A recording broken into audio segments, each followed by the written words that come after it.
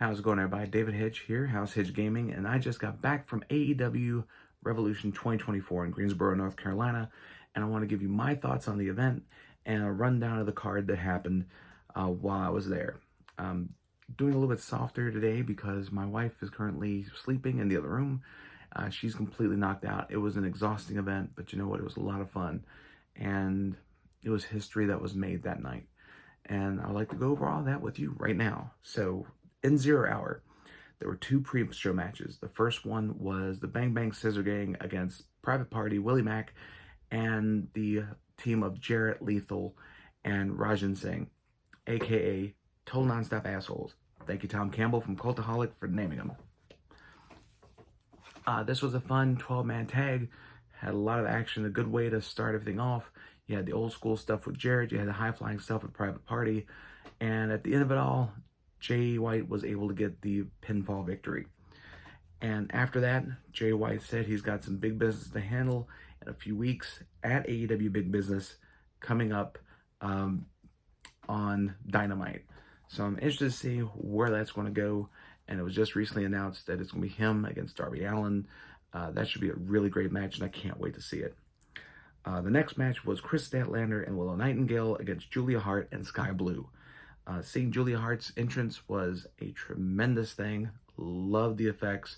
It does kill it a little bit when she's on the ramp and then all of a sudden she has to run to the ring really quick to make the big entrance when the lights are off. But you know what? It's fine. I'm perfectly cool with it. It was a nice match. Not anything really to write home about. It was a solid tag match, but Nightingale was able to hit Sky Blue with a set-out powerbomb, the Babe with a powerbomb maneuver for the pinfall in the second 0 Hour match. Now, going on to the main card, some of these are going to be a little bit out of order. I do apologize, but bear with me. This is my first review in a long time. All right, so first match on the card was Christian Cage defending the TNT title against Daniel Garcia. This one was really great. Everybody was behind Garcia. Everybody really hated Christian Cage. There was a point in the match where my wife Cindy was sitting there and Garcia was up for the 10 punches and they did his dance move in Christian's face. She busted out laughing and she just was giddy about that, and it was great. But the ending of the match came when, of course, all the shenanigans was taking place. You had Kill Switch hit a choke slam onto Daniel Garcia. You had Nick Wayne get involved, Mama Wayne get involved, and then Christian Cage was able to hit a Kill Switch for the pin and to retain the TNT title. So the patriarchy still is reigning supreme in AEW. Next up was the All-Star 8-Man Scramble, which was Jericho, Hook, Powerhouse Hobbs, Brian Cage, Wardlow, Magnus, Lance Archer, and Dante Martin that was entered into the match after Collision. One word for this match: meat. A lot of meat calls, a lot of meat chants. Never thought I'd hear that in the match, but you know what? It happened a lot in this one. My takeaways from it: 1, got to see Jake Roberts in person. That was a good plus. 2, Wardlow and Brian Cage and Powerhouse Hobbs and Lance Archer are insane. And those guys, they should be bigger stars than what they are. But the ending of the match came when Wardlow hit a powerbomb and was able to score the victory. And he's moving on to face the world champion, whoever that may be, and you'll find out soon. Next match that I have on here, FTR against Jon Moxley and Claudio Castagnoli. Great tag match, old school tag match. At one point, I believe it was Cash Wheeler got hit, busted open, and that played into the finish to where like there's blood all over the canvas, but because of blood loss and being choked out by Jon Moxley, the Blackpool Combat Club was able to get the victory in that one. But it was a really good tag match to say the least. Next up, Eddie Kingston versus Brian Danielson for the Continental Crown. Hard hitting. This match was a hard hitting affair. Lots of chops, lots of woos, and a lot of respect was earned. This match was completely insane. Bryan Danielson basically picked apart Eddie Kingston, took out one arm, then took out the other arm, and Kingston was pretty much just fighting as much as he can and just absorbing all this punishment. But in the end, he was able to hit the powerbomb for the 1, 2, 3, and Bryan Danielson gave him the respect that he earned as Eddie Kingston retained the Continental Crown Championship. For the international title, Orange Cassidy was defending against Roderick Strong, and I actually called this one right.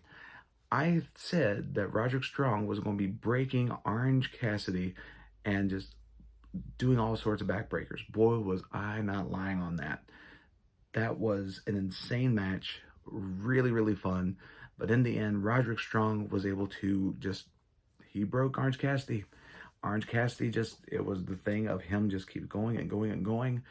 But at some point, your body just gives out on you. And that's what happened with him as Roderick Strong became the champion, the international champion, adding gold to the Undisputed Kingdom. So combining that with the win from Wardlow, Undisputed Kingdom went 2-2 tonight. Not a bad trade. Next up, the AEW Women's Championship was on the line. Toni Storm versus Deonna Purrazzo. Now, I'm going to be honest with you because I got to see this firsthand. This match, unfortunately, was the bathroom break for a lot of people. They went to the bathroom, they went to concessions, and unfortunately, yes, I was one of them. Not going to lie. But I was able to catch the entrance where there was Toni Storm's lackey that dressed up as the old school Toni Storm. Then, of course, timeless Toni Storm came out with the butler and all. Deonna Purrazzo was a bit disappointed in this, but you know what? From what I was able to see, they had a really solid match. They busted their butts, and in the end, unfortunately, timeless Toni Storm was able to retain, and the timeless era of women's wrestling for that championship is still going to be carried on. Now we get to the last three matches, and this is where the show really shined. Everything leading up to it was really good. There was a couple of clunky things, like in the 8-man tag or 8-man scramble and all, but the last three matches on this show definitely just erased that for me. First up, Will Ospreay had his first official match in AEW against Konosuke Takeshita. And I don't care who you are, if you have an option to find this match and watch it, you will not regret it. Seeing these two live and in person was insane. So my wife Cindy was there, and she's an old school wrestling fan. She loved Eddie Guerrero, which actually, backtrack a little bit. During the Eddie Kingston Bryan Danielson match, they were chanting Eddie, and she just had a flood of emotions because she never got a chance to really see Eddie Guerrero in person, but she always heard those chants on TV. So when she actually heard those live, that was just a flood of emotions and memories just coming back to her. So we're going to be watching some Eddie Guerrero matches at some point in the near future because that was one of her favorite performers, and just her hearing that, it brought a smile to her face because she actually got to hear that in person, but also brought some tears to her eyes because that was such a great person, a great wrestler and an individual that we lost way too soon. And I just want to make sure I covered that. But going back to Ospreay and Takeshita, so Cindy is not a regular wrestling fan, but she remembered Will Ospreay. At the end of the night, I asked her what was her favorite match. She was like, Will Ospreay. That's my favorite one. And these two, you need to go out of your way, watch this match. This had everything that you needed in it. It had high flying. It had spectacular moves. There was one point to where they're both at the top turnbuckle. Takeshita goes for the top rope brainbuster, and the way Will Ospreay landed, his back basically, he contorted. I'm surprised he didn't get severely injured. He just injured his back and his pride just from where he hit.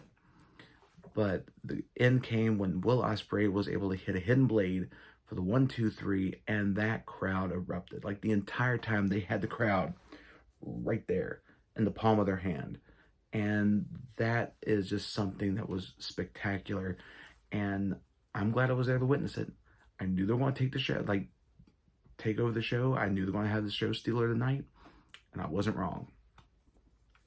And I felt bad for the next match because the next match was still really good, but the fans were coming down from the Will Ospreay match. It was for the World Championship of Samoa Joe defended against Swerve Strickland and Hangman Adam Page. This is the first time in a long time I've seen Hangman Adam Page up in person. Little known fact, I was part of the people that helped train him at BWC. I did a little bit. I wasn't there full time, unfortunately, but I remember him being there and all, and got a chance to work with him just a little bit. But seeing him progress from that to where he was on Sunday night was insane. He was a complete asshole. And Swerve Strickland was 100% over, and Samoa Joe was the big boss. And these three had a really solid triple threat match for the AEW World Championship. And the story of it was that Hangman was going to make sure that Swerve did not get that title. So there were 2 times where Swerve was about ready to win the championship. Hangman beat up the referee. And the match ended when Samoa Joe took an opportunity and saw it, hit in the Coquina Clutch onto Hangman Adam Page. And instead of Page fighting it, he saw Swerve Strickland coming. And he taps out to further signify that he did not want Swerve Strickland to get that championship. And you saw the dejection on his face. You felt the energy in that arena just go, oh, that asshole. And just seeing that was spectacular. Just the whole triple threat was really good. It just had that hard time following up Will Ospreay and Takeshita. But the triple threat, you should see it. It was really good. And I think it just told an amazing story. But speaking of stories, the last match of the night was the retirement match, as it should have been, as Sting and Darby Allin defended the AEW Tag Championships against Matthew and Nicholas Jackson. So the Jacksons came out, their whole new EVP entrance with the confetti and all, the robes and everything, 100% heat on them. Like, people booed them. I would compare that booing just about to what Dominique's getting in WWE. Not as, actually, about the same. The Dominic Mysterio AEW or WWE heat is about the same as live heat for the Young Bucks. But they made their entrance. Darby Allin came in on his own, and then they played a video package of Sting sitting in a theater watching all these different snippets of his career. And it was called The Final Showtime. And at the end of it, he just looked and he was like, it's showtime. One last time. Let's do this. And his sons came out. One son was dressed, his oldest was dressed as a beach Sting, the colorful face paint, the tights and everything, the same tights that he wore years ago. Had his hair blonde and everything, and then you had Wolfpack Sting, and then you had the Icon come out, and that place erupted. Like, this whole night was led up to this moment, and Sting got in there, and the match was on. Darby dove out, hit the Jacksons, and it was chaos from the very beginning. It was a tornado tag match. Of course, there's going to be chaos. During the match, right at the very beginning, Stinger splashes from everybody, all 3 versions of Sting, hitting Stinger splashes on Matt and Nick Jackson, and they were running wild on them. They brought out all the plunder. They had brought out ladders, chairs, tables, and then they brought out panes of glass. And this was not sugar glass. This was real glass. And there was a spot that's going around on YouTube right now, or going around on TikTok and everything, and I filmed it. I didn't put on here because I didn't know if I would get in trouble with anybody. But I'll go into that in a sec. But they just set everything up. Got to the point where they were fighting over to the entrance ramp, and then they had 2 tables set up. And the Jacksons were able to put both Darby Allin and Sting through the separate tables to get the upper hand. They dragged Darby to the ring. Sting's left in a heap with table debris. Jackson's work on Darby. Darby's getting the upper hand a little bit, fighting back. Gets, I believe it was Nick Jackson. And if I mess that up, let me know in the comments below. Plus, I just drove and got back a little while ago, and I wanted to do this fresh while it was still on my mind. So Nick Jackson was there. Darby goes up on the ladder, and Nick is in front of the table, the chair set up with the pane of glass. Darby jumps off. Nick moves, gets pulled away by Matt, and Darby goes through the glass. He gets severely cut up. From what I heard, he only had 12 stitches after this, which is a miracle. The way he hit, and you just see all these little cuts and all these little slits in his back just started to bleed. And there were medics coming over from where we were standing, like sitting at, We saw the medics working on him the whole time, just checking on him. All the while, Sting is making his way back, and he's fighting valiantly against the Young Bucks. And they are just mocking him. They're just toying with him the whole time. They hit 2 EVP triggers. Sting kicked out. He did all this stuff. And he fought back. And it got to the point to where Sting was basically, he's getting to that last point, that last gasp. And Matt was about ready to give him a pile driver. Nick was going to come off the rope, possibly do the Meltzer driver. But last second, Darby Allin comes up, knocks him off into a table. Sting hits a death drop, 1-2, kick out. Darby goes up, hits a coffin drop. Sting locks in, Scorpion Death Lock, one last time, tap out. Sting goes out undefeated in AEW at 29 matches and 0, and Darby Allin and him retain the tag team titles. And I would be lying if I said I didn't cry, because I wept like a baby.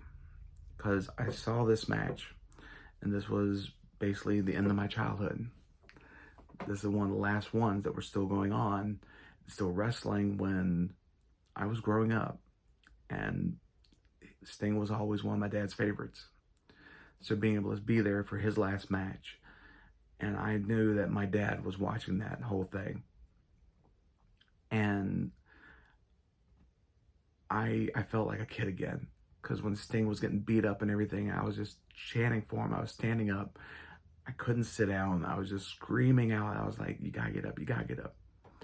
And it made me feel like I was young, like I was a little kid again.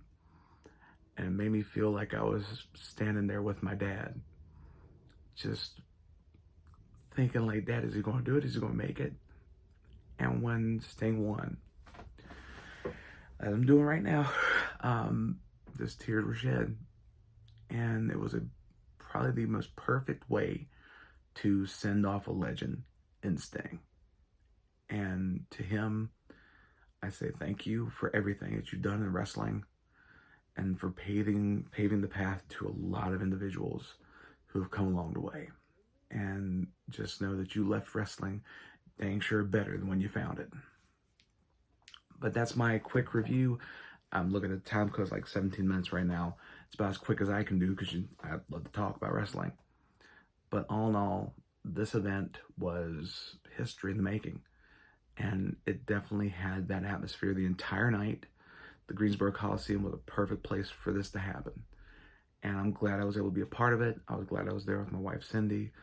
And hopefully you all enjoyed this little review, because like I said, it's the first time I'm doing a review on here in quite some time. I think the last time I did a review was about 2 WrestleManias ago, and that was it. It was like WrestleMania 38, and I wanted to do this because, like I said before, it's the first time going to a pay-per-view in a long time, but also at the same time, I wanted to be there because it was Sting's last match. And this is somebody that I grew up watching with my dad. And I got to see his last match. And I know that my dad was watching. And I got to be there with my wife, Cindy. And I could not think of a better way to do that. And like I said, to Sting, thank you for everything. I know you'll probably never see this video. And if you do, I just want to say thank you for the memories, and thank you for everything you've done in wrestling. And the AEW, thank you for a great show. The Greensboro Coliseum, thank you for hosting such an amazing event. And thank you all for watching this video. And if you like it, let me know in the comments below, and I'll try and do more of these in the future. But until next time, everyone, stay safe, my friends.